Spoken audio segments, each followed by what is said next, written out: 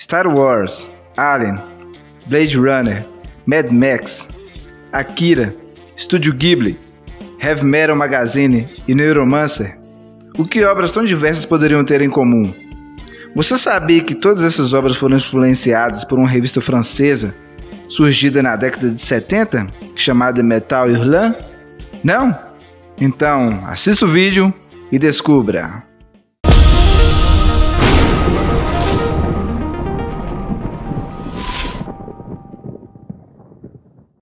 E aí pessoal, só na manhã, eu sou o Elson Lopes. Eu sou o Tony Almeida. Você está no canal Fluxo 88. E hoje nós vamos falar de, talvez, a revista em quadrinhos mais importante de todos os tempos. A revista chamada Metal Hurlant. Sim, eu não sou fluente em francês e eu não sei pronunciar esse nome direito, então tudo bem. Essa revista foi surgida na década de 70, entre 1975 a 87. E, como eu já disse, é uma das revistas mais influentes de todos os tempos. Sim, sem dúvida, uma das revistas mais revolucionárias já esteve na história não da arte, né, em geral. Mas por que essa revista é tão revolucionária? Começa pelos seus fundadores, que é um panteão dos melhores quadrinistas da indústria franco-belga. Nomes importantíssimos da indústria como Jean-Giraud Moebius, Jacques Tardy, Philippe Druillet, Alejandro Jodorowsky, Henk Bilal. Como é que é o negocinho lá? A Metal Hurlant que lançou o Bilal.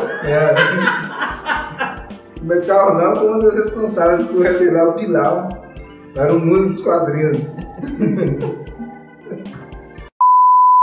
Ficou curioso? Então assiste o vídeo aí. Isso aí, vamos pro vídeo. Pois bem, o objetivo da Metal Hurlant era ousado e grandioso: fazer com que pessoas levassem os quadrinhos a sério. Para isso, Moebius, Philippe Druillet e Jean-Pierre Dionnet decidiram criar sua própria editora.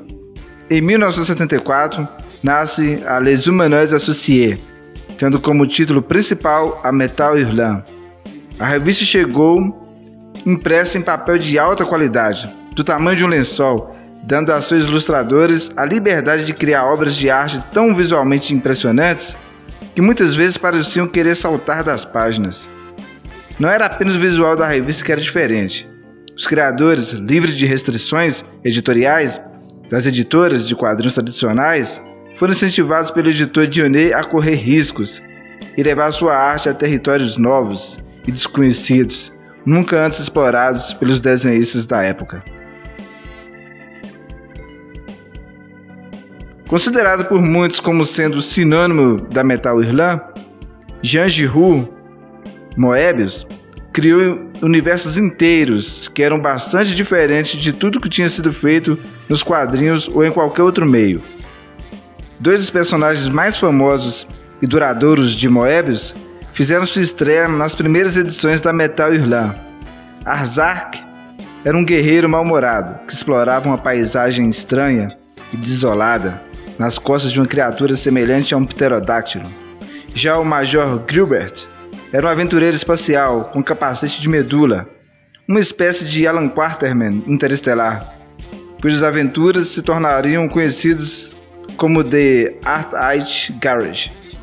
Além dessas obras importantes, Moebius continuaria a produzir diversos contos clássicos para a revista, como The Long Tomorrow e a série In Call, escrita pelo cineasta Alejandro Jodorowsky. Sua primeira história a aparecer na Metal Hurlant foi Approaching Centauri, um conto de ficção científica de 6 páginas escrito por Philippe Druillet, o qual tipificou o espírito de experimentação ousada que viria a caracterizar tanto o artista quanto a revista. Moebius não foi o único artista de quadrinhos abrindo novos caminhos na Metal Hurlant. Seus colegas cofundadores da Humanoides, Dionnet e Druillet, produziram alguns dos seus melhores trabalhos para a revista. Dionnet escreveu Exterminador 17, uma fantástica série de guerra futura que antecipa o cyberpunk, apresentando obras de arte exuberantes de Henk Bilal, e o épico de fantasia heróica Conquering Armies with Jean-Claude Gault. Druillet, por sua vez, levou o seu trabalho de linha já estranho, mas atraente, a novos níveis, em histórias como The Nuit, The Night, em 1976. Ele também reviveu seu anti-herói de salto dimensional clássico, Lon Sloane, na série Gale, em 1975 a 76, série que atualmente foi publicada pelo Pipoca Nanquim, e produziu uma adaptação maluca, mas hipnotizante do romance histórico de Gustave Flaubert, Salammbô, em 1980. A Metal Hurlant havia se tornado um caldeirão de inovação artística. A revista desempenhou um papel fundamental no desenvolvimento do influente estilo retromodernista Atom Style de ilustração cômica, publicando os primeiros trabalhos de pioneiros da técnica, como Yves Chaland, Just Swart e Serge Clerc e Ted Benoit. Ele serializou traduções francesas de material clássico de outros países, incluindo o épico pós-apocalíptico belga Jeremiah e o próprio Juiz Dredd da Grã-Bretanha. E publicou extensos artigos defendendo o trabalho de artistas de fantasia de fora do campo dos quadrinhos, como H.R.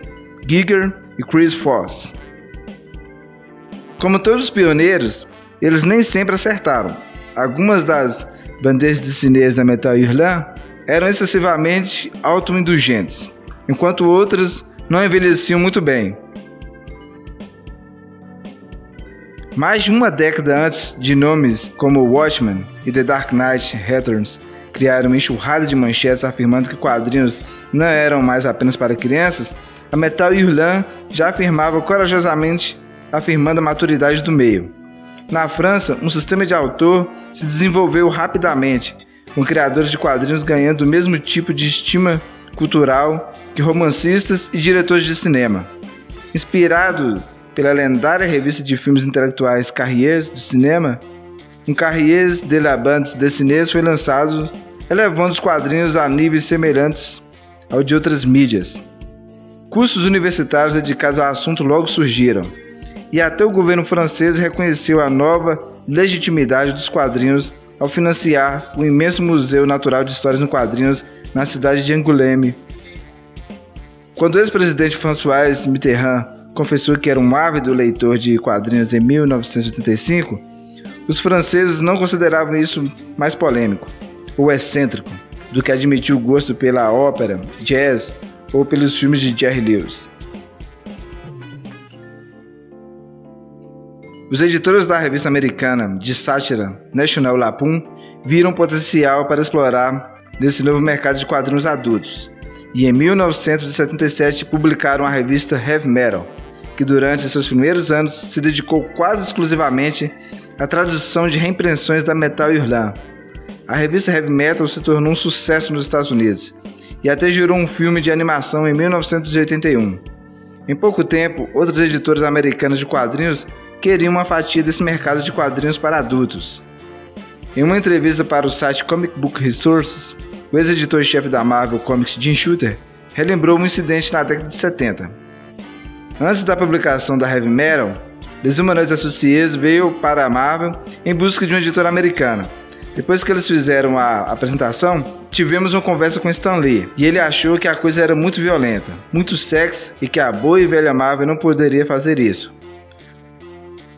O sucesso da Heavy Metal foi suficiente para encorajar uma mudança de política na Marvel. Em 1980, a Marvel lançou a Epic Illustrated, que, embora atenuasse o conteúdo sexual e satírico para ampliar seu apelo, foi publicado em um formato semelhante ao ilustre original francês. Irregular, mas ocasionalmente brilhante, apresentava trabalhos impressionantes de nomes como Frank Frazetta e Richard Corbin, regulada a Hurlant. No final da década de 1980, Stan Lee colaborou com Moebius em uma história em quadrinhos do Surfista Prateado, para o selo Epic Marvel. Lançou uma série de histórias em quadrinhos de Moebius com o mesmo material da Metal Hurlant, que ele achava que era um pouco demais para ele. Irônico, não? Na França, as coisas começaram a desandar no final dos anos 80 para a Metal Hurlant. A revista não era estranha às dificuldades financeiras, mas em meados da década, as vendas caíram drasticamente. À medida que as publicações rivais começaram a sacrificar a experimentação artística em favor da ação e do erotismo mais descarado, em 1985 a editora Hachette adquiriu o título e Dionnet foi substituído do cargo de editor. Um ano depois mudou de mãos novamente, mas a essa altura a revista era uma pálida imitação do seu antigo eu. Em agosto de 1987, exatamente quando as manchetes sobre quadrinhos adultos cresciam na imprensa britânica e americana, a Metal Hurlant fechou. A revista foi brevemente revivida em 2002, como coprodução franco-americana, e mais recentemente algumas de suas histórias foram adaptadas para uma série de antologia de TV intitulada Metal Hurlant Chronicles. Quando a Metal Hurlant apareceu pela primeira vez em 75, deve ter parecido uma ideia maluca. Aqui estava uma revista de ficção científica de produção cara, saindo em uma época em que a ficção científica estava tudo menos na moda. Em nenhum lugar isso era mais evidente do que no cinema americano, embora o início dos anos 70 produzisse um clássico ocasional do gênero, como Silent Running, em 1972. A maioria dos filmes de ficção científica do período eram sombrios, distópicos e de baixo orçamento. Esta foi a era dos diretores da nova Hollywood, como Martin Scorsese e Francis Ford Coppola. Cineastas mais interessados em realismo corajoso do que em espaçonaves e monstros com olhos esbugalhados. Metal Hurlant havia chegado em uma época em que o cinema convencional estava mais interessado na sarjeta do que nas estrelas. Tudo isso mudou em 1977. Star Wars foi uma sensação global que tornou a ficção científica um elemento permanente nas bilheterias. Para o público da época, essa fantasia épica de espaço, com seus efeitos visuais de última geração, não parecia com nada que eles já haviam visto antes. Para os leitores da Metal Hurlant, no entanto, tudo parecia um pouco familiar. O pano de fundo desordenado e habitado dessa galáxia, muito, muito distante, poderia parecer que estava a uma dúzia de parsecs de distância dos corredores limpos, com painéis de plástico branco de filmes de ficção científica anteriores. Mas essa estética suja era comum nas páginas da Metal Hurlant. Darth Vader e o Império, com sua propensão para armas enormes, visualmente impressionantes, mas um tanto pouco práticas, evocou as obras de Philippe Druillet. Enquanto o fazendeiro de um inóspito mundo desértico, Luke Skywalker, de Tatooine, com sua tecnologia de sucata e estranhas criaturas esqueléticas, pareceu ter saído de uma das páginas de Moebius. O diretor George Lucas não escondeu as conexões entre Star Wars e a Metal Hurlant. Ele citou os nomes de Druillet e Moebius em uma entrevista em 1979, e posteriormente até contratou Moebius como artista conceitual para seu filme de fantasia no final dos anos 80, Willow. Sem esquecer também que um detalhe de fundo da publicação The Long Tomorrow, de Moebius, mais tarde também apareceria como Imperial Probe Droid na sequência de Star Wars, O Império Contra-Ataca. Ao abrir as portas para os grandes sucessos de ficção científica, de grande orçamento, no entanto, Star Wars abriu caminho para que outros cineastas canalizassem a influência da Metal Hurlant de forma ainda mais direta. Os filmes Mad Max, do diretor australiano George Miller, incluindo Fury Road de 2015, todos têm uma grande dívida com as tiras da Metal Hurlant, como Salambo de Druillet e Jeremiah de Herman Huppen. O logotipo Mad Max original até parece ser uma homenagem à revista, até mesmo em seu cenário de 2 raios.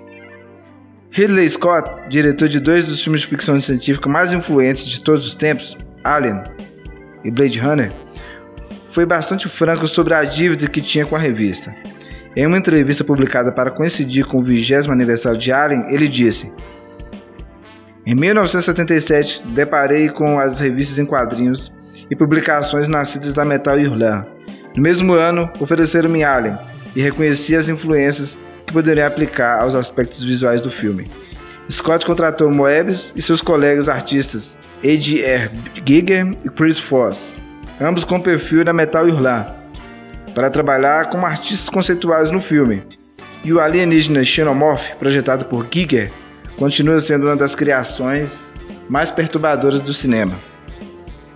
Para Blade Runner, o diretor recorreu à já mencionada história de Moebius, O Longo Amanhã, e às obras do regular Enki Bilal, da Hurlant, para informar sua visão seminal de uma Los Angeles futura. Mais recentemente, Scott revisitou The Long Tomorrow e outras histórias de Moebius como inspiração visual para sua prequela de Alien, Prometheus. A influência da Metal Hurlant não foi só em Hollywood. No Japão, o artista e cineasta Katsuhiro Otomo citou Metal Hurlant como influência em seu mangá clássico e filme de anime Akira, enquanto o cofundador do estúdio Ghibli, Hayao Miyazaki, se inspirou em Arasaka de Moebius ao criar seu clássico Náusea do Vale do Vento, em 1984. Moebius e Miyazaki tornaram-se amigos íntimos e influências mútuas. Moebius chamou sua filha de Náusea, e em 2005, o trabalho dos artistas apareceu juntos em uma exposição conjunta em Paris. Os cineastas não eram as únicas pessoas em dívida com a Metal Hurlant. Em uma entrevista de 1992, o autor William Gibson, conhecido como o pai do cyberpunk, lembrou de um almoço com Ridley Scott, onde eles discutiram suas influências comuns e reconheceram a dívida com a Metal Hurlant nos anos 70.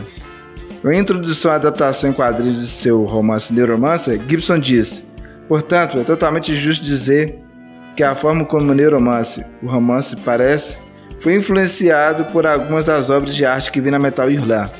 Suponho que isso também deve ser verdade para A Fuga de Nova York, de John Carpenter, e todos os outros artefatos do estilo, às vezes apelidados de cyberpunk, aqueles franceses, eles se foram cedo." Bom, pessoal, como vocês viram aí, é inegável a influência da Metal Hurlant em toda a cultura pop, sobretudo nos quadrinhos. Vários filmes e livros canalizaram a visão artística desses artistas que participaram, que criaram a Metal Hurlant.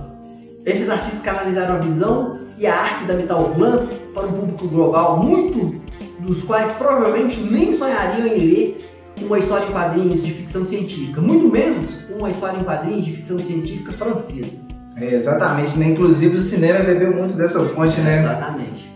Entendeu? Às vezes você aí que nunca leu a Metal Hurlant é influenciado pela revista e não sabe. Entendeu? Muito do visual que a gente vê hoje em dia na ficção científica foi desenvolvido inicialmente por esses caras. Exatamente. Entendeu? Inclusive eles têm influência até nos animes.